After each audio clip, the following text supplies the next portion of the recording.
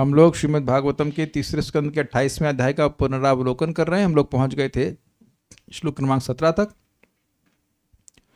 अब भगवान के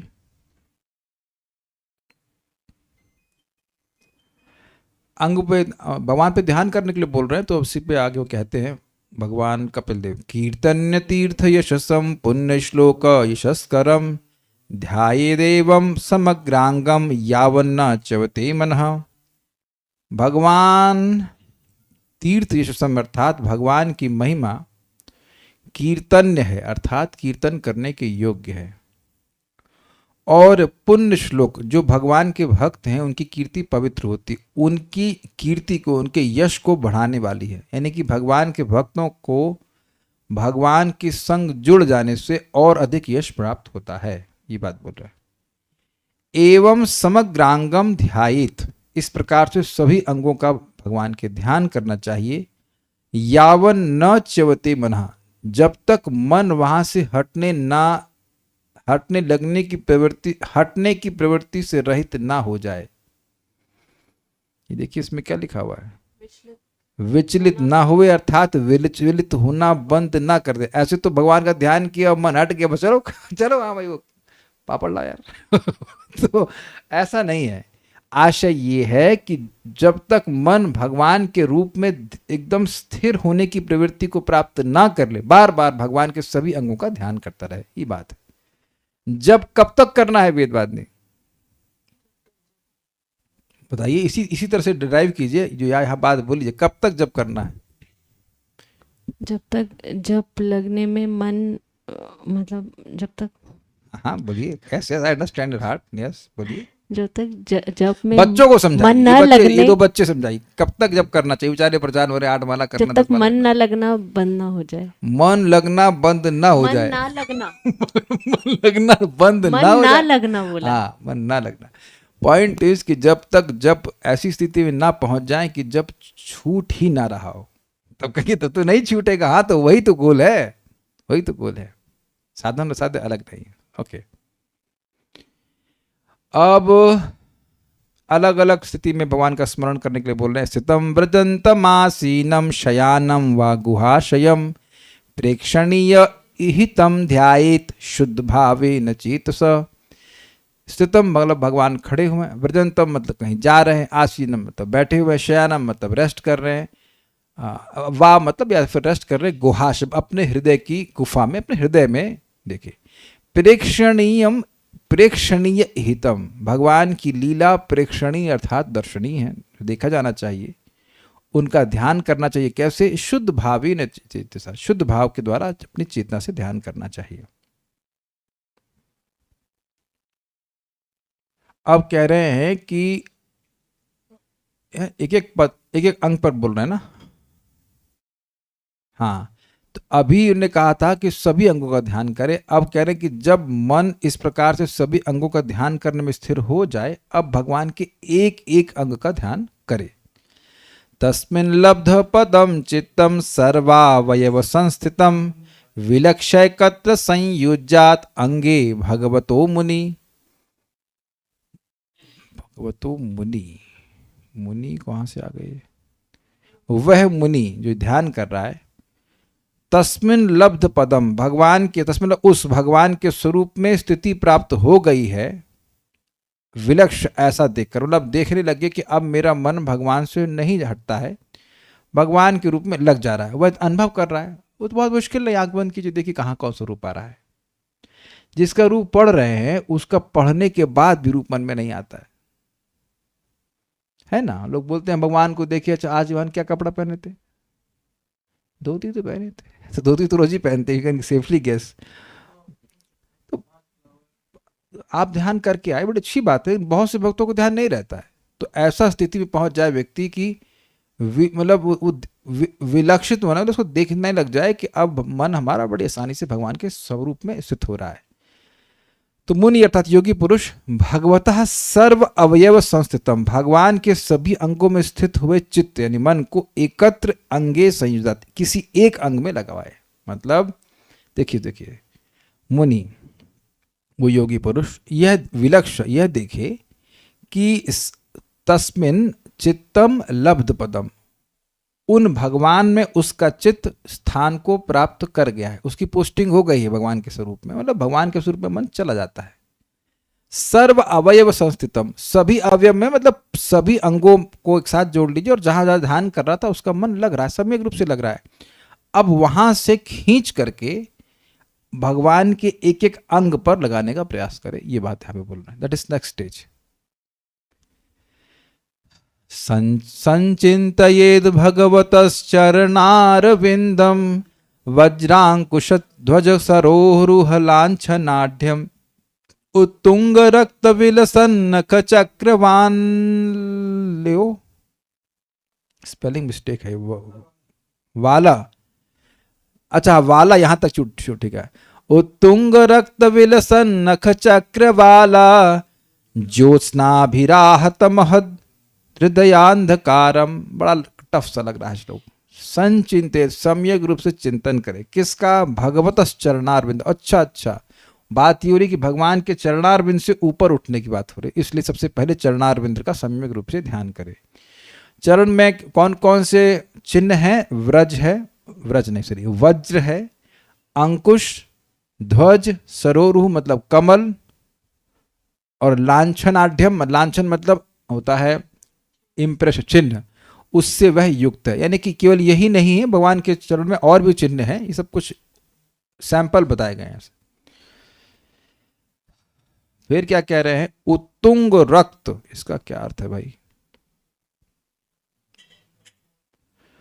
उभरे हुए रक्त विलसित, लाल शोभा, अच्छा समझ आ गया, ठीक है, ओके।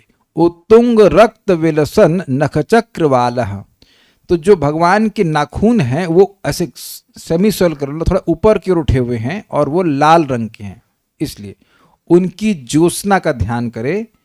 और उससे क्या कह रहे हैं?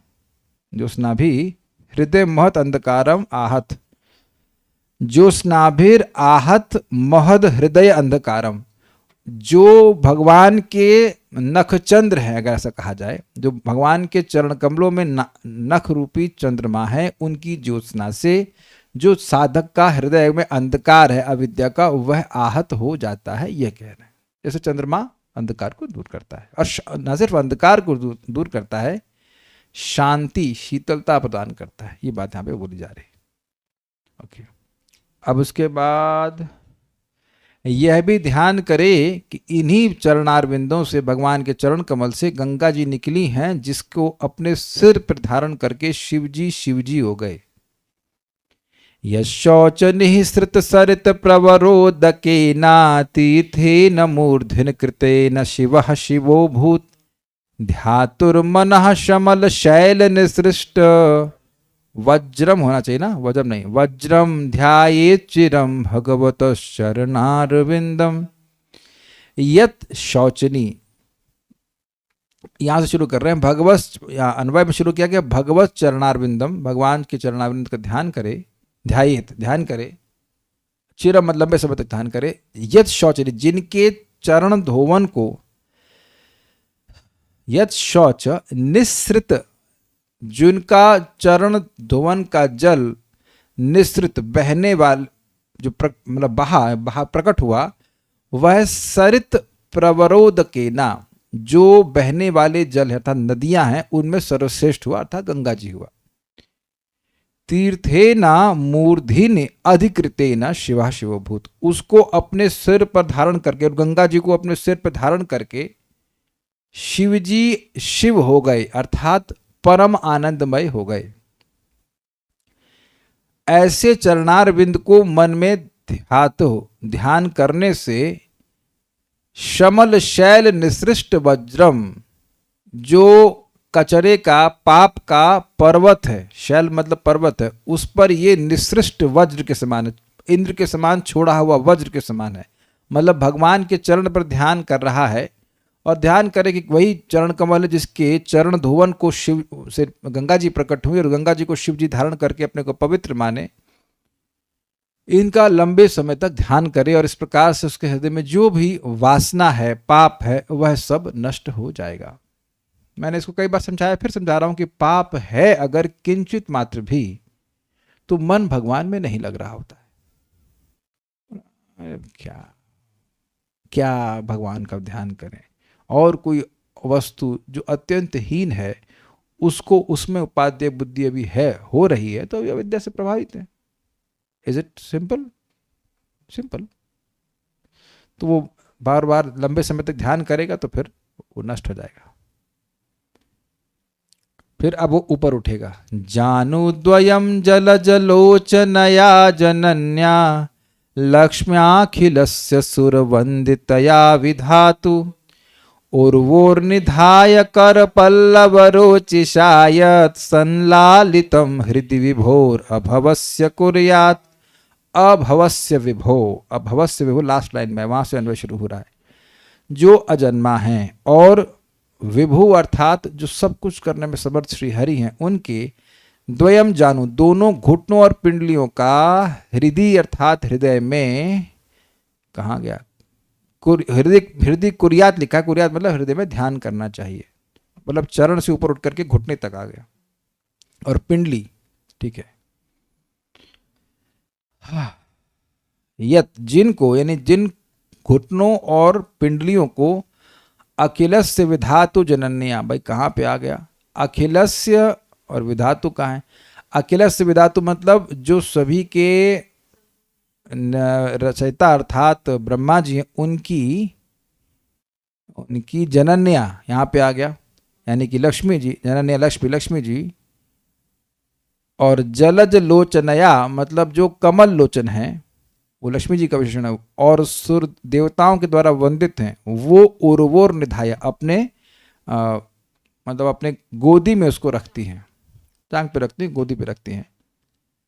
कर पल्लव रोचशा, अपने बहुत जो उंगलियां उनकी हैं वो एक पल्लव कोमल कोपल जैसी हैं, और उसकी कांति से जिन जानू और जिन घुटनों और पिंडलियों को भगवान के वह सम्यक रूप से लालित अर्थात मसाज करती हैं धीरे। उनको लगता है कि मेरी उंगलियां कठोर हैं, कहीं भगवान को कष्ट ना हो जाए। इस प्रकार से भगवान के घुटनों और पिंडलियों का ध्यान करना चाहिए। अब और ऊपर चलते हैं। उरु सुपर्णा भुजयोरधिशोभमाना, अवो, कुछ ठीक नहीं आ रहा, अवोजो तो नहीं है, मानव ओजो निधि अतसिका कुसुमावभासौ व्यालम विपीत वरवाससि वर्तमाना कांची कलाप परिरंभि नितंब बिंबम।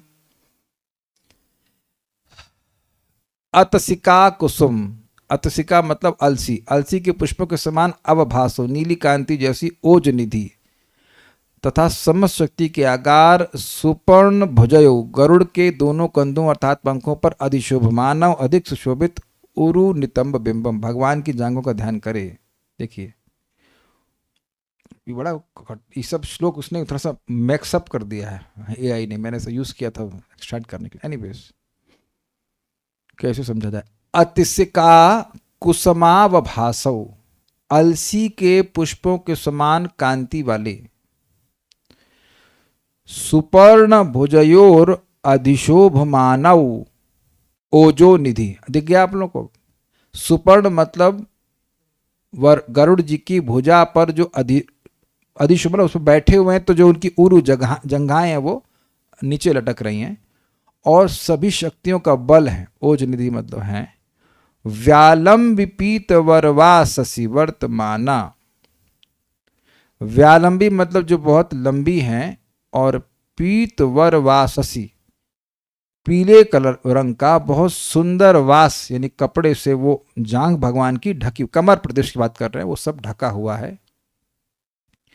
कांची कलाप परिरंभ, जो स्वर्णिम या सोने की बनी हुई करधनी है, उस वो उनके कमर के प्रदेश पर विद्यमान है। परिरंभ मतलब उसको क्या कह सकते हैं, उसको एनसर्कल किया हुआ है।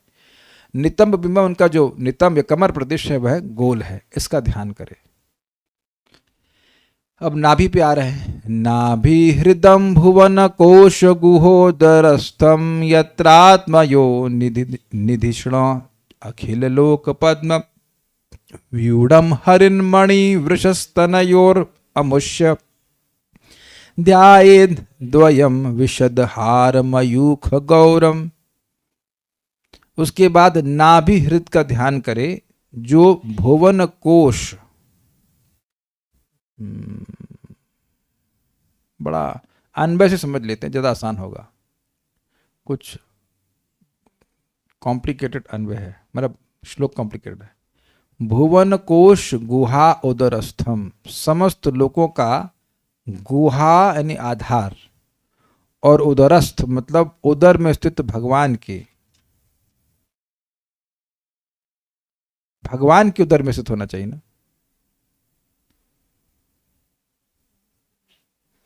कैसे आ रहा है भाई? भुवन कोश गुहा उदरस्थम,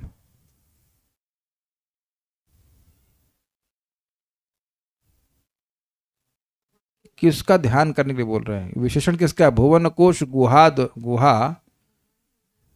अच्छा, आप समझ में आया।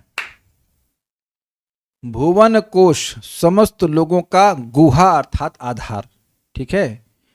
फिर उदरस्थ नाभि हृदम, जो भगवान के उदर में स्थित है, उन भगवान के नाभि सरोवर का ध्यान करे। उसी नाभि सरोवर से सारा कमल निकला था।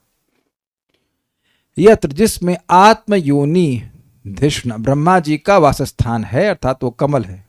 अखिल वासस्थान अखिल लोक पद्म, संपूर्ण लोकमय कमल व्यूढ़म अर्थात प्रकट हुआ है। उसके बाद अमुष्य, उन भगवान के वृष हरित मणि, श्रेष्ठ मरकत मणि के समान नीले द्वयम स्तनयो, दोनों स्तनाग्रों का ध्यायित यानी ध्यान करे।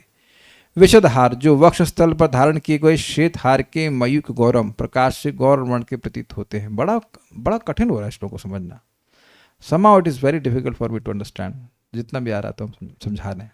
तो यहाँ पे बात आ रही है कि भगवान के नाभि कमल को देखे और भगवान के स्तनाग्र को देखे। तो नाभि कमल जो है वो नाभि सरोवर, वो सरोवर के समान है, उसी से कमल प्रकट हुआ था और उसी कमल में सारे भुवन विद्यमान है, उसका ध्यान करें। वक्षोधिवासम ऋषभस्य महाविभूते पुंसाम मनोनयन निर्वृत्तिमाददानम कंठम च कौस्तुभमणेरधिभूषणार्थम कुर्यान मनस्यखिल लोको नमस्कृतस्य। कहाँ गया ऋषभस्य शब्द है? कहाँ पे? ऋषभस्य, ऋषभस्य मतलब जो सर्वश्रेष्ठ है, उन भगवान पुरुषोत्तम भगवान के वक्षस्थल का जो महाविभूति अर्थात लक्ष्मी जी का निवास है। ठीक है, ठीक है। अधिवास कहाँ दिख गया भाई? इसमें अधिवास कहाँ है? यहाँ पे है। ओके, तो वक्षस्थल का उन भगवान, उन सर्वश्रेष्ठ भगवान का ध्यान करे जो भगवान, जिनका वक्षस्थल लक्ष्मी जी का निवास स्थान है। इतना बोल रहे हैं। पुंसाम मनो नय निवृत्तम आद दानम, मनुष्यों के मन और आंखों को निर्वृत्ति अर्थात आनंद प्रदान करने वाला है। सेकंड लाइन तो क्लियर हो गई। फिर कंठ को देखे जो कौस्तुभ मणिर अधिभूषणार्थम, कंठ पर ध्यान जाएगा तो कौस्तुभ मणि को वह धारण की हुई है, लेकिन उसको सुंदरता सौंदर्य प्रदान करने के लिए। कुर्यान मनसी अखिल लोक नमस्कृतस्य, उन भगवान को ध्यान करे जो सभी लोगों के लिए नमस्कार के योग्य हैं। और मनसी कुर्यात, मन के अंदर ध्यान करे, ऐसा नहीं बाहर की ओर, अपने हृदय में भगवान का ध्यान करे, ये कहते हैं। अब उसके बाद बाहु का ध्यान करने के लिए बोले हैं। बाहुश्च मंदर गिरे परिवर्तनेना निर्निक्त बाहुवलयानधिलोकपालान संचिन्तये दशशतारमसह्य तेजः शंखम च तत्कर सरोरुहराज हंसम। अब भगवान की बाहुओं का ध्यान करे जो निर्निक्त का अर्थ क्या है? चमकाए हुए है ना। यस, मंदर गिरे परिवर्तनेना, मंदर गिरी के जब समुद्र मंथन हो रहा था तो उसमें उसको मंथन किया जा रहा था, तो उसके द्वारा निर्निक्त मतलब चमक गए। बाहुवलयान यानी कि बाजूबंद जो है भगवान के, वो उस पर्वत से रगड़ खाकर चमक गए हैं। तो ऐसी बाजुओं का ध्यान करे और वहां के बाजूबंदों का भी ध्यान करे। फिर कह रहे अधिलोक पालन। अधिलोक पालन का मतलब क्या था? जो ब्रह्मांड के नियामकों की समस्त शक्तियों के स्रोत हैं, उन भगवान के बाहुओं का ध्यान करे। संचित मतलब संचिंतित मतलब सम्यक रूप से चिंतन करे। फिर कह रहे हैं 10 शतारमसह्य तेज। 10 शत मतलब 1000, 100 गुणा 10, और आरम मतलब स्पोक्स, यानी कि भगवान के सुदर्शन चक्र का ध्यान करे जिसका असह तेज है और जिसमें 1000 तीलियां हैं। शंखम च तत्कर कर सरोरुह राजहंसम, भगवान के शंख का ध्यान करे जो उनके हस्त कमल में राजहंस के समान विद्यमान है। ये बात बोल रहे हैं। फिर अन्य भगवान के अस्त्रों को ध्यान करने के लिए बोल रहे हैं। कौमोदकीम भगवतो दयिताम स्मरित दिग्धाम राति भट शोणित करदमेना माला मधुव्रत वरूथ गिरोपगुष्ठाम चैत्यस्य तत्वमलम मणिमस्य कंठे। कहाँ गया भट्ट ओके, यहां से पकड़ेंगे। दिग्धाम और अराती, दिख गया आपको। अराती, अराती मतलब शत्रु और भट्ट मतलब सैनिक। शत्रुओं के सैनिकों के शोणित करदमेना, करदम मतलब कीचड़ होता है और शोणित मतलब खून, लाल, तो उनके रक्त से सना हुआ, दिग्धाम मतलब सनी हुई, कौमुदकी भगवान की कौमुदकी गदा का ध्यान करे। दैताम का अर्थ हुआ अत्यंत प्रिय, यानी भगवान के अत्यंत प्रिय गदा का ध्यान करे जो शत्रुओं के सैनिकों के खून के कीचड़ से सनी हुई है। फिर माला का ध्यान करे जो मधुव्रत वरूथ गिरोप घुष्ठाम, मधुव्रत मतलब भौरे, वरूथ मतलब समूह, और गिरा मतलब उनकी वाणी यानी उनके गुंजार से उपघुष्टाम मतलब घिरी हुई है। तो भगवान की माला कैसी है जिसमें अनेक अनेक भ्रमर गुंजार कर रहे हैं, उनका समूह है वो गुंजार कर रहा है। फिर इंटरेस्टिंग है, कह रहे चैत्यस्य तत्व अमलम मणिमस्य कंठे, भगवान के कंठ में जो मणि है वो सभी शुद्ध जीवों का स्रोत है, तो उस मणि का भी जो कंठ में है वह ध्यान करे। कौन सी मणि, इसका नाम क्या रखा, नाम कौस्तुभ मणि का ध्यान करे। सारे जितने शुद्ध जीव हैं वो इस मणि से आए हैं, ऐसा हम लोग ने पढ़ा था। अब जो भी इसका अर्थ हो कि अब भगवान के मुख का ध्यान करने के लिए बोल रहे हैं। भृत्यानुकंपित धियेह गृहीत मूर्ते संचिन्तयेद् भगवतो वदनारविंदम यद विस्फुरन् मकर कुंडल वल्गितेना विद्योतितामल कपोल मुदारनासम। भृत्या प्लस अनुकंपित प्लस धिया, इह गृहीत मूर्ते, अपने सेवकों के प्रति दया करने के कारण, दया से युक्त बुद्धि के द्वारा यह इस जगत में भगवान स्वरूप स्वीकार करते हैं, मतलब स्वरूप नहीं विग्रह को स्वीकार करते हैं। ग्रहित मूर्ति मतलब अपने विग्रह को प्रकट करते हैं। ऐसे भगवान के मुख कमल का सम्यक रूप से ध्यान करना चाहिए। संचिन्तयेद् भगवतो वदनारविंदम, ठीक है। यद विस्फुरन, जिस पर चमक रहे, क्या, मकर कुंडल वल्गितेना, मकर आकृति के कुंडल उनके कान में वह चमक रहे हैं। और वल्गितेना का मतलब क्या लिया गया था भाई, जरा देखिए। हाँ, तो भगवान के जो कानों में कुंडल हैं मकर आकृति के, वो हिल रहे हैं, और उसके कई कारण बताए गए थे। भगवान इधर उधर देख रहे हैं इसलिए भी हिल रहे हैं, हवा आ रही इसलिए भी हिल रहे हैं, भगवान के जो भक्त हैं वो चामर ढुला रहे हैं इसलिए भी हिल रहे हैं और हिल रहे हैं। ठीक है। विद्योतिता अमल कपोल उदार नासम, भगवान की नासिका बड़ी स्पष्ट है, खड़ी है, और उनके जो गाल है वो चमक रहे हैं और उस पर इस कुंडल का रिफ्लेक्शन आ रहा है। तो मान लो 4 कुंडल हो गए, 2 तो इधर और 2 काल में रिफ्लेक्ट हो रहा है, ऐसा प्रतीत हो रहा है, ऐसा लग रहा है, ऐसा ध्यान करना चाहिए। यश्रीनिकेतमलिभिः परिसेव्यमानं भूत्या स्वया कुटिलकुन्तलवृन्दजुष्टं मीनद्वयाश्रयमधिक्षिपदब्जनेत्रं ध्यायेन्मनोमयमतीन्द्रतुलसद्भ्रू। यश्रीनिकेतम, जो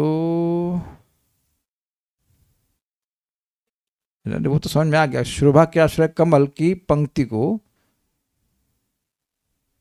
पढ़ने दीजिए भाई, ये बड़े कठिन श्लोक लग रहे हैं हमको। भूत्या स्वया, भूत्या मतलब अपनी शक्ति के द्वारा,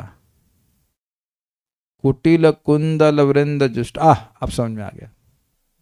भगवान के चेहरे का ध्यान कर रहे हैं ना, तो भगवान का जो मुख है उसकी मतलब कह रहे हैं कि वो जो कमल हैं, जो श्री के निकेत हैं, अर्थात सौंदर्य के आश्रय जो कमल हैं, उनकी अलिभी, वो अलिभी परिसेव्य मानव, अलिभी का मतलब होता है भंवरे, वो भंवरों के द्वारा परितः सेव्यमान है। मतलब पहले समझ लीजिए, जो कमल हैं वो शोभा के आश्रय हैं, और वो अलिभी परिसेव्य मानम, वह भंवरों के द्वारा सेव्यमान है। ये तो अर्थ लिखा है, देखिए क्या लिखा है, भंवरों से सेव्यमान है, ठीक है। और भूत्या स्वया का अर्थ क्या लिखा है, हाँ, यत स्वया भूत्या, जो मुखकमल अपनी शोभा से अलिभी परिसेव्यमानम मीनद्वय आश्रयम श्रीनिकेतनम अधिक्षिपत, यानी कि जो अपनी शोभा से भगवान के उन मुख कमल का ध्यान करना चाहिए जो अपनी शोभा से भौरों के द्वारा सेवित और दो मछलियों के आश्रय, मतलब एक कमल है, कमल के पास में दो मछलियां हैं और उसमें बहुत सारे भंवरे मंडरा रहे हैं, और शोभा के जो आश्रय हैं उन कमल को तिरस्कृत भगवान के मुख कर रहे हैं। हुआ तुलना क्या की जा रही है, जो भंवरे उनकी तुलना की जा रही है कुटिल कुंतल वृंद, जो भगवान की घुंघराली अलकावली है वो भगवान के मुख के ऊपर आ रही जा रही, हिल डुल रही है, तो उसकी तुलना की जा रही है भंवरों से, वो भंवरों को तिरस्कृत कर रही है। और भगवान की जो आंखें हैं वो मीनद्वय को तिरस्कृत कर रही हैं। वो मीन बहुत अनस्टेबल होता है, तो भगवान की आंखें भी अनस्टेबल हैं। इस प्रकार से वो उनका सौंदर्य मीन द्वय को, यानी दोनों प्रकार की मछलियों को, दो मछलियों को तिरस्कृत कर रहा है, और भगवान का मुख उस कमल की शोभा को तिरस्कृत कर रहा है। तो कुटिल कुंतिल वृंद से जुष्ट, अर्थात भगवान के चेहरे पर सुंदर सुंदर अलकावली है। अब्ज नेत्रम, कमल के समान दोनों विशाल नेत्र हैं, और उल्लसत भ्रू, नाचती हुई भौएं जिसमें हैं। उन मनोमयम अतीन्द्रित ध्यायित, भगवान का जो स्वरूप है अब साधक के मन में आविर्भूत हो गया है। मन में और भगवान के विग्रह में कोई भेद नहीं रह गया, इसलिए कह रहे मनोमय, उसको अतंद्रता, आलस्य रहित होकर, मतलब ऐसा नहीं कि ध्यान कर रहा सो जाए, ऐसा नहीं, इस प्रकार से ध्यान कर रहे। फिर श्लोक को देख लीजिए। यत स्वया भूत्या, जो अपनी शोभा के द्वारा, जो भगवान का मुखमंडल अपनी शोभा के द्वारा श्री निकेतम अलिभी परिसेव्यमानम, जो शोभा के आश्रय कमल हैं और जो भंवरों के द्वारा अच्छे से सेवित हैं, और जो मीन द्वया आश्रय, दो मछलियों के आश्रय हैं, उनको अधिक्षिप्त, दिख गया आपको, अधिक्षिप्त पजबदनित्रम से पहले लिखा हुआ है, उसको तिरस्कृत कर रहे हैं। भगवान का मुख कैसा है, तो कहते हैं कुटिल कुंतल वृंद जुष्टम, वो अलकावली जो है, जो टेढ़ी मेढ़ी अलकावली का मतलब जो लटे हैं भगवान की, वो भगवान के चेहरे पर हैं बहुत मात्रा में, तो उसके लिए से जुष्ट से लगा युक्त है। और उसके बाद कह रहे हैं पदब्ज नेत्रम, भगवान के नेत्र कैसे हैं, कमल जैसे हैं। ऐसे भगवान की मुख कमल का ध्यान करना चाहिए। कैसा, जो कि मनोमय है, अर्थात मन और भगवान के विग्रह में कोई भेद नहीं है। मन में भगवान का विग्रह आविर्भूत हो गया, उसको परमानंद की प्राप्ति हो रही। उसको अतंद्रता, यानी कि बिना तंद्रा के आलस्य रहित होकर ध्यान करे, और साथ ही भगवान के भवों का ध्यान करे। उल्लसत भ्रू, जो कि चंचल हैं, जो भगवान के भौवें हैं वो चंचल हैं। इस प्रकार से भगवान के चेहरे का ध्यान करें।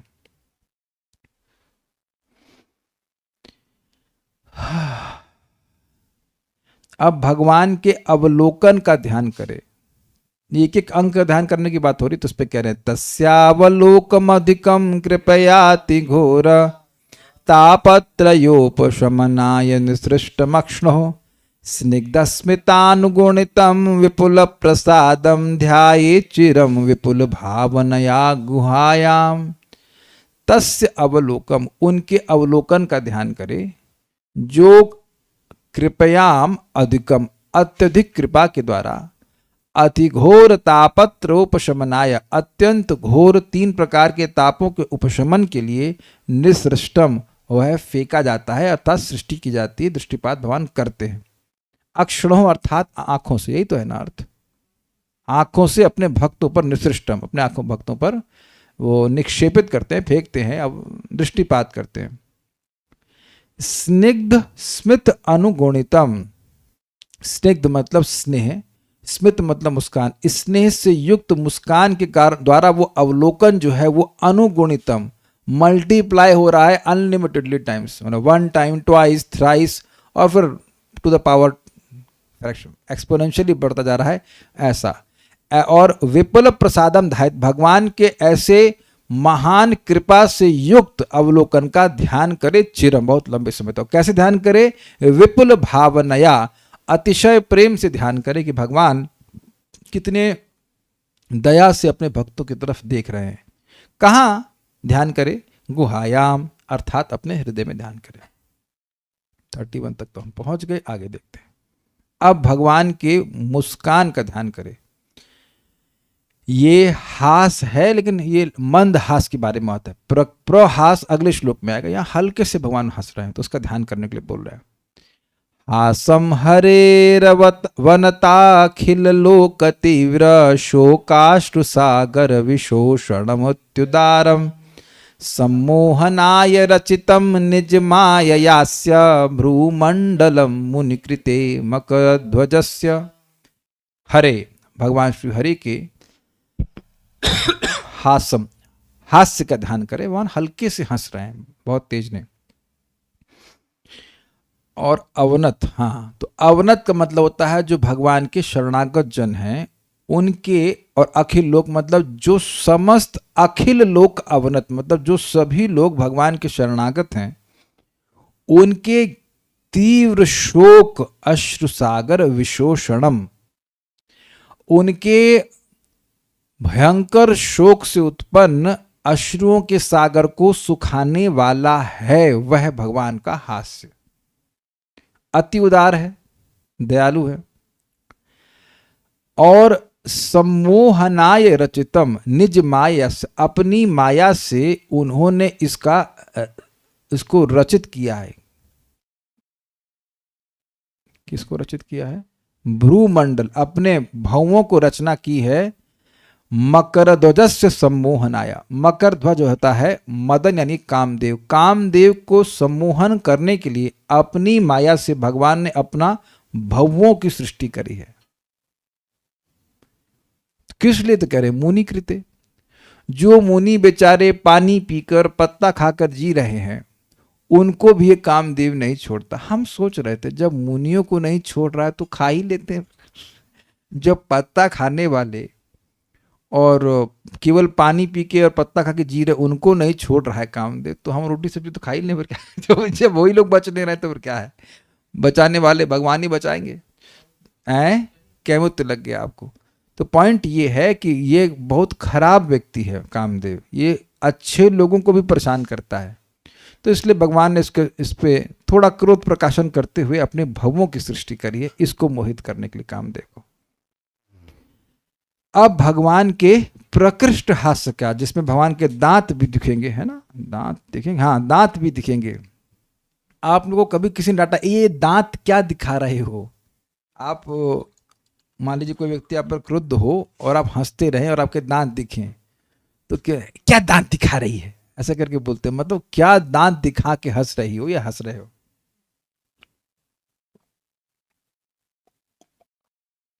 तो भगवान कभी कभी अपनी प्रेयसी के साथ रहते हैं तो कुछ ऐसा विनोद करते हैं कि जोर से हंसी आए, तो उसका भी ध्यान करना चाहिए। ध्यानायनम प्रहसितम बहुलाधरोष्ठ भासारुणायित तनु द्विजकुंद पंक्ति ध्यायेत् स्वदेह कुहरे वसितस्य विष्णोर्भक्त्यार्दयार्पितमना न पृथक् दिदृक्षेत्। ध्यानायनम, जो ध्यान के सहज विषय, जहां ध्यान बड़ी आसानी से लगता है, उस प्रहसितम, भगवान के उस प्रकृष्ट हास का ध्यान करे। ध्यायेत ना जोड़ लीजिएगा तीसरी लाइन में। बहुलाधरोष्ठम, बहुल, बहुल का क्या अर्थ था? बहुल, अब तो ठीक है, लेकिन हाँ ठीक है। अधर ओष्ठ, नीचे के और ऊपर के होठ जो है वो भगवान के लाल हैं, और उनके बहुल भासारुणायित, उससे लालिमा, लाल रंग का प्रकाश फैल रहा है, और उससे बहुत अधिक लालिमा से युक्त हो गए हैं। तनु मतलब छोटे छोटे द्विज कुंद पंक्ति, कुंद मतलब कुंद फूल की जो कली है उसकी जो पंक्ति होगी, ऐसे भगवान के दांत हैं, छोटे छोटे दांत हैं भगवान के, और वो सब बहुत अधिक लालिमा से लाल से युक्त हो रहे हैं भगवान के जो होठ हैं उनके द्वारा, जब भगवान हंस रहे हैं, ये बात थी। तो ऐसे भगवान के प्रकृष्ट हास का ध्यान करें। पहले वाले हास में भगवान के दांत नहीं दिख रहे थे, यहां जोर से हंस रहे तो दांत भी दिख रहे हैं और होठ तो दिख ही रहे। ध्यायेत मतलब ध्यान करें। स्वदेह कुहरे मतलब जो उसके देह का गुफा है अर्थात हृदय, उसमें ध्यान करे। किसका? अविसतस्य विष्णु, उन विष्णु का जो उसके हृदय की गुफा में अर्थात हृदय में, हाँ, जो उसके देह की गुफा में अर्थात हृदय में निवास कर रहे हैं, हमेशा रहते हैं। कैसे ध्यान करें?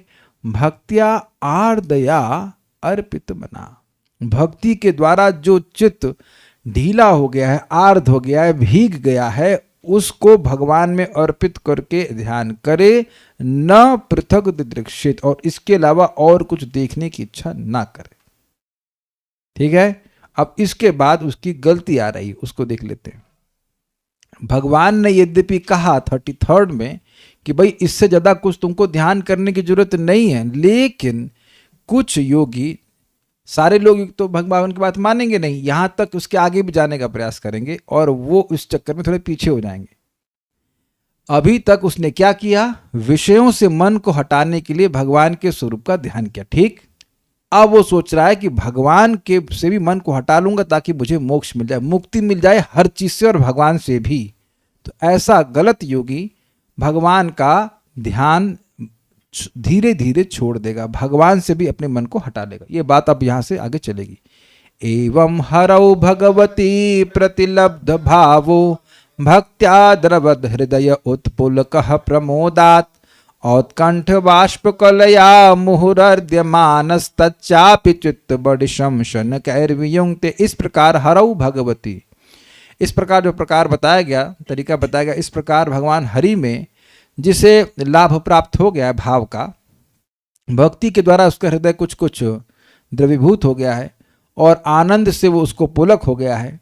औत्कंठ वाष्प कलया मुहुरर्द्यमाना, उत्कंठा से जो वाष्प कलया अर्थात उसकी आंखों से जो अश्रु गिर रहा है, वो उससे बार बार शरीर भीग रहा है। तच्चापि, ऐसा होते हुए भी, चित्त बडिशम, उसका जो चित्त है जो कि लोहे के कांटे के समान है, जो मछली को पकड़ने के लिए इस्तेमाल करते हैं, उसकी तरह से चित्त है, वह धीरे धीरे शनकर, धीरे धीरे अपने मन को, मन रूपी कांटे को भगवान से हटा लेगा। ये हटाने के लिए कहा नहीं जा रहा है, वो ऐसा कर लेता है। कुछ लोग, कुछ योगी ऐसा करते हैं, ये बात यहां बोल रहे हैं।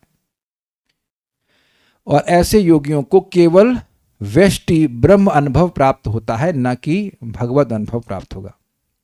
तो अब जब मन को हटा लिया तो क्या हुआ? तो कह रहे मुक्ताश्रयम यर्हि निर्विषयम विरक्तम निर्वाणमृच्छति मनः सहसा यथार्ची आत्मानमत्र पुरुषो व्यवधानमेकम अन्वीक्षते प्रतिनिवृत्त गुण प्रवाह। अब उसको ब्रह्म अनुभव कैसे होता है यह बता रहे हैं।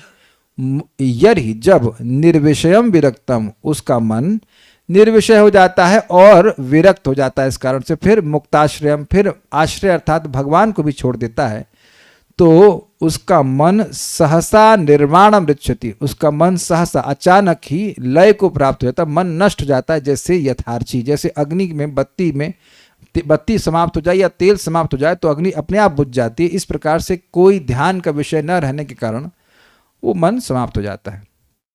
अत्र ऐसी अवस्था में आत्मानम, वह पुरुष अर्थात वह साधक, वह योगी पुरुष आत्मानम यानी आत्मा को, अव्यवधानम देह आदि के व्यवधान से रहित, एकम एक सिंगल रूप में, अनुवीक्षते निरंतर देखता है, क्योंकि प्रतिनिवृत्त गुण प्रवाह, जो गुणों का प्रवाह था एक के बाद एक देह आदि मिल रहे थे उसकी निवृत्ति हो गई, उससे अब वो हट गया। बेसिकली सूक्ष्म देह से उसका लिंक समाप्त हो गया। अभी हम लोग को अपना स्थूल और सूक्ष्म देह दिखाई पड़ता है, वो उससे अब उसका मुक्ति हो गई, ये बात है।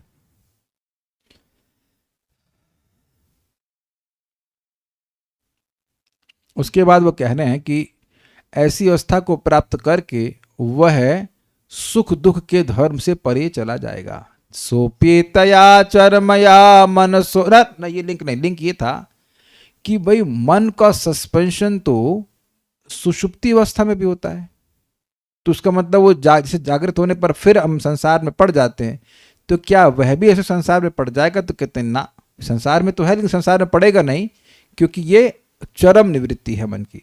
सोप्येतया चरमया मनसो निवृत्त्या तस्मिन् महिम निवसितः सुख दुख बहवे हेतुत्वमपसति कर्तरि दुःखयोर्यत् स्वात्मन् विधत्त उपलब्ध परात्मकाष्ठः। सह अपि, और वह व्यक्ति, एतया मतलब जो योगाभ्यास के द्वारा प्राप्त करी गई स्थिति है वह यह, चरमया मनसो निवृत्तिया, चरम यानी अविद्या रहित मन की निवृत्ति के द्वारा, तस्मिन महिम्न अवस्थिता, उस अपनी ब्रह्मानुभव की महिमा में अवस्थित होकर के सुख दुख भावे, सुख दुख से बाहर चला जाएगा, वो सबसे प्रभावित नहीं होने वाला। तो कोई कहेगा अरे सुख दुख तो आत्मा का धर्म है, वो उससे कैसे बाहर हो जाएगा? तो कह रहे हैं कि हेतुत्वम अपि, उसके हेतुत्व में, जो सुख दुख का हेतु था उसमें, असति अर्थात मिथ्यांकार को, अविद्याकृत मिथ्यांकार को कर्तरी मानेगा। यत दुःखयो, जो भी दुख आदि था उसमें जो हेतु था उसमें भी वह मिथ्यांकार को ही मानेगा कि मिथ्या अहंकार के कारण मैं मान रहा था कि मैं दुख भोग रहा हूं या सुख भोग रहा हूं। स्वात्मनि विधत्ता, यानी कह रहे हैं कि जिसको पहले वो अपने में मान रहा था उसमें वो देखेगा कि ये जो सुख दुख था वो पूरी तरह से मिथ्या अहंकार के कारण ही था। आज आपको क्या सपना आ रहा दोपहर में? आप वेदवाद में याद नहीं, यही हम सुनना चाह रहे थे। दोपहर में जब उनको उठाया तो पता नहीं क्या सपना आ रहा था, कुछ तो सपना बोले, हमको भी याद नहीं। अब आपको याद नहीं, यानी कि अगर अभी आप रिफ्लेक्ट करें कि सपने में जो भी आप दुख भोग रहे थे वो स्वाप्निक अज्ञान की वजह से था। स्वप्न के शरीर को जो मान रहे हैं उसके क्या खा रही थी आप? हाँ, ब्रेड बटर खा रही थी, तभी तो ये मोटी हो रही है। अब मैं फिर, और हमने आज ही देखा कि हमने उसको समझाया, देखो ब्रेड बटर जो है वो खाना नहीं चाहिए, नुकसान करता है। अब सपने में क्या खाया क्या नहीं खाया, अब ब्रेड बटर खाओ या कुछ भी खाओ, क्या फर्क पड़ता है? वो पॉइंट इज कि उसमें वो अज्ञान के कारण व्यक्ति मान रहा था कि ये हो रहा है वो हो रहा है। तो वही बात यहाँ बोल रहे हैं कि वो जागृत हो जाता है तो मानता है कि हम जो भी सुख दुख भोग रहे थे वो मिथ्यांकार के कारण है। ऐसा क्यों से हो रहा है? तो कह रहे उपलब्ध परात्म काष्ठा। उपलब्ध मतलब अपरोक्षीकृत, उसको रियलाइजेशन हो गया है। पर प्लस आत्म प्लस काष्ठा, आत्मा के पर तत्व का अनुभव हो गया, कैसे आत्मा असंग है, कैसे आत्मा परे है। विज्ञान हो गया है, रियलाइजेशन हो गया कि कैसी वो आत्मा है, उसका वो अनुभव होने के कारण समझ गया कि अब मिथ्यांकार के कारण ही मैं सुख दुख का अनुभव कर रहा था। ठीक है, ये बात यहाँ बोल रहे हैं। तो ये सुषुप्ति से डिफरेंट है। सुषुप्ति में अविद्या बनी रहती, यहां पर अविद्या नष्ट हो गई। अरे लेकिन देह तो रहेगा ना, देह रहेगा, खाएगा पिएगा, तो अब उसको बंधन नहीं लगेगा। तो कह रहे ना, देहम च तम न चरमा स्थितमुत्थितम वा सिद्धो विपश्यति यतोऽध्यगमत् स्वरूपम दैवादुपेतमथ दैववशादपेतम वासो यथा परिकृतम मदिरा मदांध। जैसे मदिरा मदांध, मदिरा के मद से व्यक्ति अंधा हो जाता है, उसको पता ही नहीं रहता कि कहाँ, यहाँ से वहाँ जा रहा है, वहाँ से यहाँ आ रहा है, कहाँ बैठा है, खड़ा हो गया। उसी प्रकार से इस व्यक्ति को जो चरम अवस्था को प्राप्त कर गया है, उसको ये याद ही नहीं रहता है कि कहाँ वो बैठा है, उठा है, कुछ भी उसको याद नहीं। बेसिकली देह की धारणा से वह परे चला जाता है। तो बंधन कैसे लगेगा, ये बात यहाँ पे बोल रहे हैं। तो देह धारण कैसे करेगा? जब देह का याद ही नहीं रहेगा तो कैसे धारण करेगा वो देह? देह तो गिर जाएगा। तो कहते नहीं, जब तक प्रारब्ध कर्म है देह चलेगा। कल एक भक्त आए और पूछ रहे थे, अरे ये भक्त बिना नौकरी के कैसे जी रहे हैं, कैसे इनका मेंटेनेंस हो रहा है? तो भैया आप नहीं भी कुछ करोगे तो भी होगा। देखिए, बड़ा हम थोड़ा अजीब सा एग्जाम्पल लेंगे, लेकिन कभी कभी कोई बच्चे होते हैं बेचारे मेंटली रिटार्टेड होते हैं, जिंदगी में कुछ नहीं कर पाते, तब भी उनका पालन हो ही जाता है।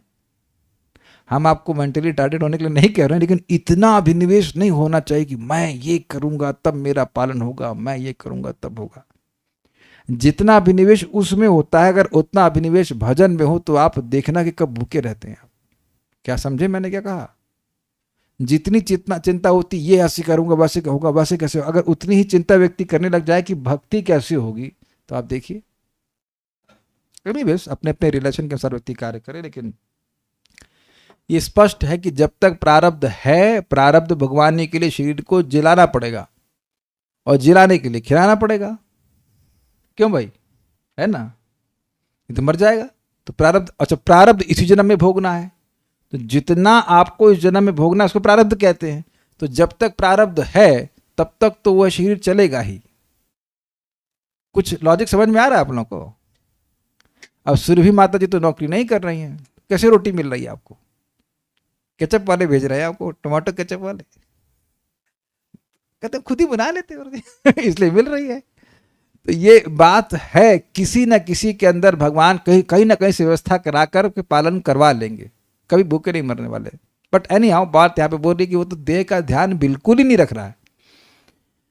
तो वो देह का ध्यान प्रारब्ध कर्म रख रहा है, अगर ऐसे कह लेते हैं। तो कह रहे देहोपि दैव वशकः खलु कर्म यावत् स्वारंभकम प्रति समीक्षत एव सासु तम स प्रपंचमधिरूढ़ समाधि योग स्वाप्नम पुनर्न भजते प्रतिबुद्ध वस्तु। आपने बहुत चीजों के लिए प्रयास किया होगा, अपनी नाक के लिए क्या प्रयास किया आपने? नाक, होठ, कान, आंख, भौएं, हो सकता है उसकी थ्रेडिंग करवाई हो, लेकिन बाकी तो क्या काम करवाया? बाल तो बढ़ते ही है ना अनंत बेटा, बाल के लिए क्या किया आपने? कुछ नहीं किया। कटवाने के लिए जाना पड़ता है, उगाने के लिए तो कुछ नहीं करना पड़ता ना। तब नाखून और बहुत सारी चीज, पूरा शरीर के लिए आपने क्या प्रयास किया प्राप्त करने के लिए? दे दिया गया। जैसे दे दिया गया है, चलाने के लिए भी सारी व्यवस्था मिल जाएगी। एटलीस्ट हवा तो फ्री ही है और पानी भी ऑलमोस्ट। देहो अपि, वह देह भी दैव वशगः, दैव के वश, पूर्व संस्कार वश चलेगा। खलु, निश्चित, मतलब सुनने के बाद भी लोग को डाउट होगा चलेगा क्या, इसलिए बोले खलु। भगवान बोल रहे हैं, ये मेरा ओपिनियन नहीं है, निश्चित चलेगा। यावत स्वारंभकम कर्म प्रति समीक्षित, जब तक स्वारंभक अर्थात प्रारब्ध कर्म है तब तक। और कह रहे हैं सासु एवा, सासु के साथ चलेगा, सासु मरने वाली नहीं है। यहां सासु का क्या अर्थ है? स प्लस असु, अर्थात प्राणों सहित चलेगा। अर्थात प्राण जिसको चलाते इंद्रियां, इंद्रियां भी चलेंगी और देह भी चलेगा। मतलब मुंह भी चलेगा मुंह भी तो इंद्रिय है भाई, खाने को भी मिलेगा, पेट उधर भी इंद्रिय है, वह भी चलेगी, और टांग भी चलेगी, और कान भी चलेगा, और आंख भी चलेगा, सब चलेंगे जब तक कि प्रारब्ध कर्म है। You can't die before that. एकदम निश्चिंत होकर चलना। ऐसा हो सकता है कि व्यक्ति सोचे कि भाई मकान बना लें और जिस दिन रिबन कटिंग सेरेमनी हो, प्रारब्ध खत्म, अब अगले देह में जाइए आप। महाराज बोलते हैं ऐसा कि एक आश्रम बना, तो जिनको रिबन, जो भी उसके लीडर थे, उसके जैसे रिबन कटिंग सेरेमनी हुई उतनी वही मर गए। तुम क्या भोगे उसमें? ये होता है। अच्छा, तम सप्रपंचम, there is there is some sense of insecurity that doesn't let the mind accept that maintenance will be anyway done till there is prarabdha. Okay, थोड़ी बहुत इनसिक्योरिटी चलती है, लेकिन इस इनसिक्योरिटी का सही उपयोग ये है कि भजन नहीं करूंगा तो कहां जाऊंगा। मान लीजिए कि आज प्रारब्ध समाप्त हो गया, तो कोई ये लिखा के लाया है कि प्रारब्ध आज समाप्त नहीं होगा, तो अब आज अगर प्रारब्ध समाप्त हो गया मतलब आज देह गिर गया, तो कल कहां जाऊंगा या जाऊंगी, इसका भी तो कुछ इनसिक्योरिटी होनी चाहिए कि नहीं? आप बताइए। आप इस जीवन की चिंता कर रहे हो, बड़ी अच्छी बात है कि भविष्य में कैसे चलेगा, तो भविष्य कहां तक देख रहे हैं आप? बेटा भविष्य कहां तक देखते हो आप अनंत प्रभु? क्या बोल रहे हैं? 100 साल, भगवान करे आप 100 साल जिए, लेकिन मेरे ख्याल से 81 के बाद जीना, कलयुग में 81 के बाद क्या हालत होगी। लोग सोचते हैं, ये भी इंटरेस्टिंग है, लोग सोचते हैं कि 100 साल वैसे ही जिएंगे जैसे अभी हो। ना ना, 40 के बाद तक धीरे धीरे अंग निकालने शुरू किए जाएंगे। गॉल ब्लैडर निकल जाएगा, फिर और कौन कौन से अंग निकल जाएंगे भरोसा नहीं है। और साइंस बोलने की जरूरत ही नहीं थी, भगवान ने फालतू में लगाया हुआ था। एनीवेज, तो खैर, लेकिन आज अगर प्रारब्ध नष्ट हो जाए, मतलब खत्म हो जाए, तब क्या करेंगे आप? तो वो भी तो कुछ सोचना चाहिए। आज तक किसी एक दिन भूखे रहे हैं तो हाथ खड़ा कीजिए। काले कृष्ण, आप हाथ खड़ा इसलिए नहीं कर सकते क्योंकि आप जानबूझ के भूखे रहते हैं। जब ये ट्रेन में अगर सोच रहे हो आप, तो अगर आप सोच भी रहे हो तो हाँ भाई, कोई रहा है भूखा? तो जिस वक्त ने प्रश्न किया, आज तक नहीं रहे, ऑलमोस्ट कितने 30 साल से क्रॉस करके, हो सकता है 60 साल जी, अगर खुश नसीब हुए तो आधी जिंदगी तो भूखे मरे नहीं, तो बाकी आगे आधी जिंदगी भी चल जाएगी। यानी कि बहुत क्या, बिल्कुल चिंता नहीं करनी चाहिए। ओनली एंजाइटी शुड बी कि हमारा मन भगवान में लगा रहे। भाई हमारा मन भगवान में लगा रहे, बहुत बड़ा लाभ हो रहा है, बहुत बड़ा लाभ हो रहा है। ठीक है, तो नहीं, हम वापस पॉइंट पे आ रहे हैं कि जब तक प्रारब्ध कर्म उसकी प्रतीक्षा कर रहा है, मतलब है, तभी तक वो शरीर रहेगा, नहीं तो फिर खत्म हो जाएगा। अच्छा, फिर कह रहे हैं कि देह में रह रहा है, लेकिन देह के जो गौण प्रोडक्ट है उनमें आसक्ति नहीं कर रहा है। कह रहे हैं तम सप्रपंचम अधिरूढ़ समाधि योग, जो समाधि, जो इस योग के पथ में समाधि को प्राप्त कर गया है, वह सप्रपंचम, सप्रपंच मतलब परपंच के साथ, मतलब देह के संग जो भी लगा हुआ है, पुत्र है, ताई की फूफी का लड़का है, वो भी तो प्रपंच में आ जाएगा। नहीं समझ रहे आप? अभी एक भक्त हमको बड़े अच्छी भक्ति कर रहे हैं भाई, दोनों पति पत्नी आए थे हमारे घर पर, बड़ा, उससे पहले भी बड़ी अच्छी भक्ति कर रहे थे, 3 बजे जब कर रहे थे, फिर आगे बीच में प्रपंच आ गया, मतलब रिश्तेदार घर पे आ गए तो सब बंद। हर दिन मुझे सुबह जब में याद आते, फिर मैं भूल जाते हैं, फिर एक दिन में मैसेज कर ही दिया क्या हो गया, तो कह रहे वो रिश्तेदार आ गए थे, फिर हम घर गए, ये हुआ, फलान ढिमकाना आया था, जबकि खूब लाख रुपए से भी ऊपर पैसा कमा रहे। हमने कहा जब आप इकोनॉमिकली इंडिपेंडेंट हो जाएं तो दुनिया में किसी की मत सुनिए एक्सेप्ट योर बॉस, और बॉस की कोई दिक्कत नहीं आप जब कर रहे हैं कि नहीं कर रहे हैं, व्हाट डज इट केयर आप कितने भी से बैठ रहे हो, है कि नहीं? किसी रिश्तेदार की सुनने की जरूरत बिल्कुल भी नहीं है अगर आप इकोनॉमिकली इंडिपेंडेंट है तो। लेकिन लोग पता नहीं इमोशंस में बह जाते हैं। हमने कहा relatives will take you a relative world of birth and death. खैर आए अब आज वो जब करना शुरू किया वापस। ये एक स्पीड है भाई साधना की, आप तोड़ेंगे तो फिर दोबारा ट्रैक पे लाने में बड़ा ज़्यादा परिश्रम होता है। मैं समझा रहा हूँ आपको बिल्कुल क्लियर। एक बार मैं तो अपना अनुभव बता रहा हूँ, 2015 में मैंने सुबह सुबह जल्दी उठना खत्म कर दिया, मतलब 2 बजे उठते थे, तो 10 साल तक तो भूल ही गए मैं, 10 साल तक भूल ही जाओ अब 2 बजे उठना। तो 2025 में हम थोड़ा जल्दी उठ पा रहे हैं अब। ये just very dangerous. Every day you keep track कि मेरी साधना अच्छी रहनी चाहिए, जो है उसी पे रहना चाहिए। फिसलना शुरू किया तो फिर कहाँ जाएंगे कोई भरोसा नहीं। हम कहाँ पे यहाँ से बात आ गए थे? हाँ, वो प्रपंच में, वो तो रिलेटिव जो है वो प्रपंच करने के लिए आए थे, तो सब प्रपंच में वह दोबारा उनको न भजते, मतलब उन पे वह अहम मम का अभिमान नहीं करता, उनका सेवा नहीं करता कि हाय मेरा बेटा है, हाय मैं कलेजे का टुकड़ा और ये वो सब कुछ नहीं। He doesn't identify with that. जैसे स्वप्न, जैसे स्वप्न में देखी वस्तु के प्रति दोबारा कोई आसक्ति नहीं होती। क्यों? प्रतिबुद्ध वस्तु, वह वस्तु अर्थात आत्मा का साक्षात्कार कर लिया होता है। आज पूरा कर देंगे इसको भाई। भाई ये कैसे हो जाएगा? तो कह रहे हैं, ये दृष्टांत दे रहा है कैसे व्यक्ति अपने को डिस्टेंस कर पाता है, उसको दृष्टांत से समझा रहे हैं। यथा पुत्रा च वित्ता च पृथंग मर्त्य प्रतीयते अप्य आत्मत्वेन अभिमता देहादे पुरुषस्तथा। जिस प्रकार से पुत्र और धन वह मर्त यानी किसी मनुष्य से जो मरने वाला उससे अलग दिखता है कि नहीं? बच्चा अलग है और लड़का अलग है, बच्चा अलग है, धन अलग है। लेकिन अपि आत्मत्वेन अभिमता, मतलब इसके दो अर्थ निकल रहे हैं। अपने जैसा मतलब अपने में अभिमत कर करके ये पुत्र मेरा है और धन मेरा, इतना अभिनिवेश हो जाने कर व्यक्ति उनको मैं ही मानने लगता है। कभी कभी पुत्र की मृत्यु पर व्यक्ति शरीर छोड़ देता है ना, ये सच है। मेरे घर के सामने एक बाबा मतलब वृद्ध व्यक्ति 96 साल में मरे। 96 कम उम्र होती है, जवान चले गए बेचारे। ठीक, 96 वैसा। और उनका लड़का 61 साल का, पिताजी का दाह संस्कार हुआ नहीं, उनके दुख में वो लड़का मर गया। सच में, सच में, बात तो आश्चर्यचकित हो गया। बिल्कुल हमारे घर के सामने वेद मंदिर में रहते थे। एस्टोनिश्ड। तो बहुत आसक्ति रही होगी तब ना। और ये तो अपने 96 साल का बुढ़ा चला गया, क्या फर्क पड़ता है? 96 टू मच ना। कोई क्या बैटिंग कर रही है, सेंचुरी करेंगे, हु केयर्स? 96 एकदम झूल रहा होता है व्यक्ति। जी लिए भैया, बहुत पकौड़े खा लिए हमने, बहुत जी लिए भाई 96, क्यों भाई? लेकिन आसक्ति में व्यक्ति रहता है। तो अब बाप मरा है, बाप क्या वो म्यूजियम पीस कह लीजिए, म्यूजियम पीस बन जाएगा 96 में। तो मम्मी बन गया, वो मर गया। मम्मी समझे आप, इजिप्ट में रखते ना वो मम्मी, वो एकदम ऐसी हालत होगी, वो मर गया। जीना मरना क्या बराबर है? लेकिन उसकी आसक्ति के कारण उनका भाई बेटा मर गया।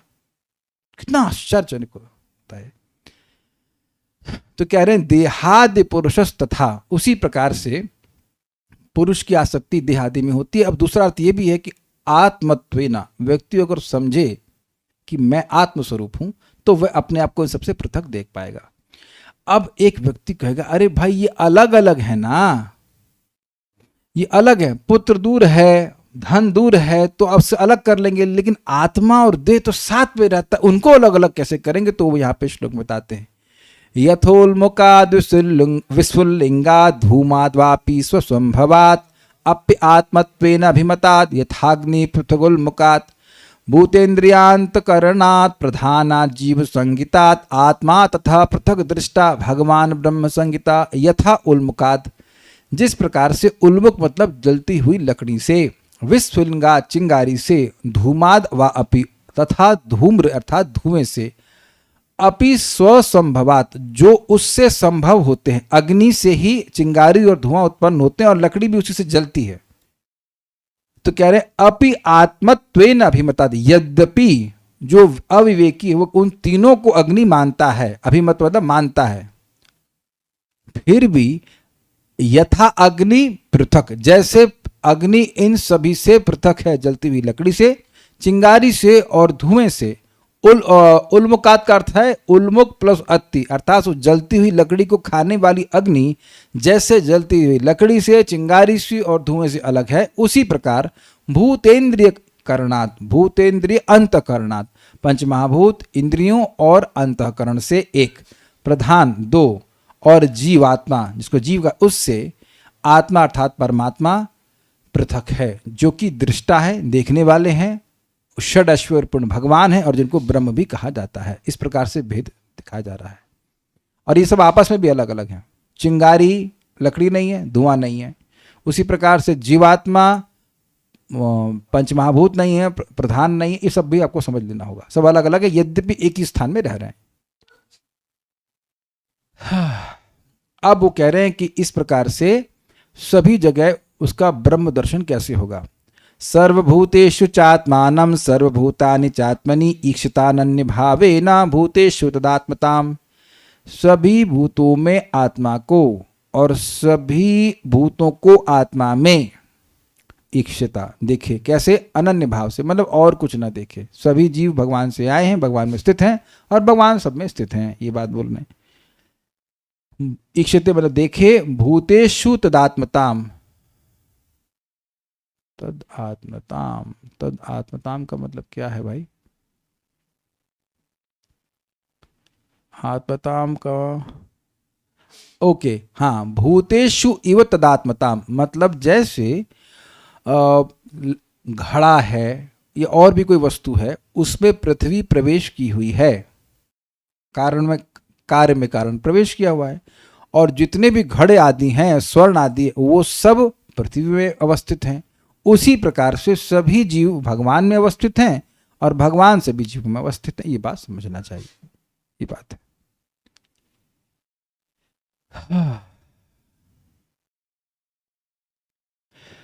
अब कोई कहे अरे लेकिन यहां तो विषमता दिखाई पड़ती है, कोई देवता दिख रहा है, कोई जानवर दिख रहा है, कोई मनुष्य दिख रहा है, तो कह रहे हैं अग्नि का एग्जाम्पल देखिए, अग्नि अलग अलग लकड़ियों में प्रकट होने के कारण अलग अलग दिखती है, लेकिन अग्नि तो वही रहती है। तो कह रहे स्वयोनिषु तथा यथा ज्योति एकम नाना प्रतीयते योनिनाम गुण वैषम्या तथात्मा प्रकृतौ स्थितः।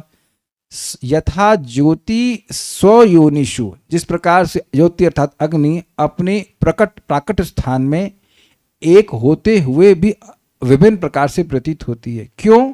योनिनाम गुण वैषम्यात, अपने उत्पत्ति स्थान की विषमता के गुण के कारण, छोटी लकड़ी, बड़ी लकड़ी, गोल लकड़ी, उसकी वजह से लकड़ी अलग, उसकी वजह से अग्नि अलग अलग दिखती है। उसी प्रकार से आत्मा अर्थात परमात्मा प्रकृति में स्थित दिखाई पड़ते हैं। देवता है तो श्रेष्ठ दिख रहा है, और मनुष्य है तो निम्न, मिडिल में दिख रहा है, और पशु है तो निम्न दिख रहा है, लेकिन परमात्मा सभी में एक रूप से विद्यमान है, ये बात कहते हैं। अब लास्ट है, तस्मादिमं स्वाम प्रकृतिम दैवीं सदसदात्मिकाम दुर्विभावम पराभाव्य स्वरूपेणावतिष्ठति। देखिए वैरायटी तो है नहीं, मतलब अल्टीमेटली सब पंच महाभूत से बना हुआ है, आप कह सकते हैं प्रधान का है प्राकट्य, लेकिन फिर भी माया एक इल्यूजन क्रिएट कर रही है श्रेष्ठ और निम्नतर वस्तुओं का। अग्रीड?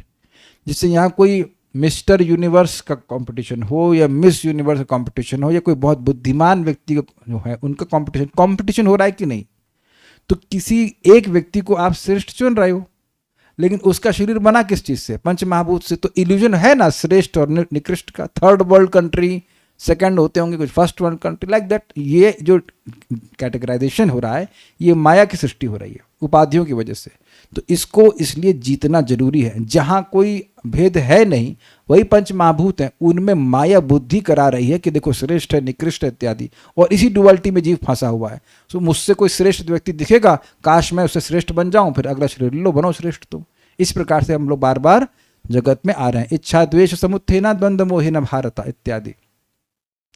तो कह रहे तस्मात, इसलिए इमाम स्वाम प्रकृतिम, स्वाम मतलब जो भगवान का जीव है उसको ढकने वाली जो प्रकृति है, माया है, जो दैवी अर्थात भगवान विष्णु की है, जो सद सदात्मिकाम कार्य कारण स्वरूपा है, और दुर्विभाव्य जिसको समझना बड़ा कठिन है, उसको पराभाव्य भगवान की कृपा से जीतकर स्वरूपेण अवतिष्ठते, व्यक्ति को, साधक को या भक्त को अपने स्वरूप में अवस्थित होना चाहिए। ये भगवान ने बोला। अब इसके बाद माता देवहूति कुछ और प्रश्न करेंगी, वो उससे अगला अध्याय शुरू होगा। अगला अध्याय बड़ा इंटरेस्टिंग है, भक्ति के ही बारे में है और बहुत इंटरेस्टिंग है। कोई प्रश्न तो है नहीं यहाँ पर, स्टॉप फिर। हाँ, पारायण रह के उसको हम करेंगे, पहले यहाँ पर रुक जाते हैं। श्रीमद् भागवतम की जय, श्रील प्रभुपाद की जय, निताई गौर प्रेमानंदे।